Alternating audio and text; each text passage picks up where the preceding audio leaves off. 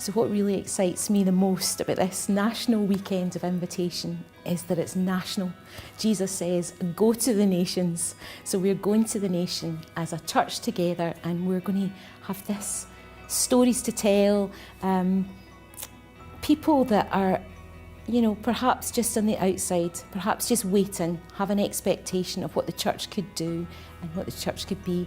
They're going to be invited. It focuses on the invitation, not on the outcomes of the invitation, not on the number of people attending or the amount of money raised or anything like that. Just that simple act of one person inviting one person, and that's actually all there is to it. Some churches might be concerned that it would add to their workload, but I think my take on it would be it's what will enable you to see maximum return for the work that you're doing. You can prepare a fantastic welcome team, you can have the best trained folk doing that, you can do amazing teas and coffees after the service, but if you've never invited anyone to join it, to join with you in that, then actually what is that work for? And so actually it's one thing, just one thing that you can do that will actually really bring to fruition all of the other work that you're doing. What excites me about the National Weekend of Invitation is again seeing that the church is coming together and working together in this, and the sense of unity, but also the stories that are going to come out of this, of people who have maybe not shared their faith or not invited anybody for a number of years for whatever reason, but just maybe gathering a bit of confidence and courage when it comes to doing that, and realising that they can do that they can actually impact somebody's life.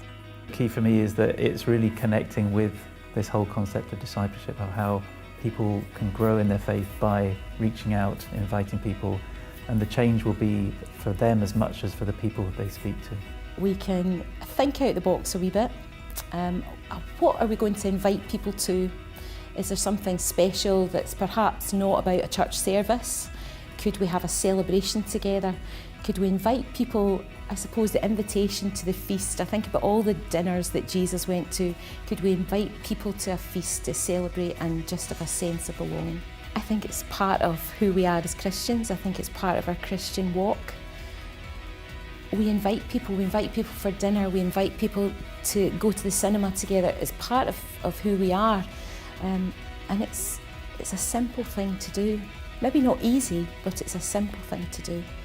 If I could say one thing to Church of Scotland churches, it would be just to get on board with this and really join us in this. And for a long time our focus has been on decline, but let's shift that focus on what God can do within the country and what God is already doing in the country, but we can do that together. And so really to get on board and see what happens. If I could say one thing to Church of Scotland churches, I would say to really embrace this. I have a feeling it's one of those things that if you kind of do it, it will kind of work, but if you really do it, it will really make a difference.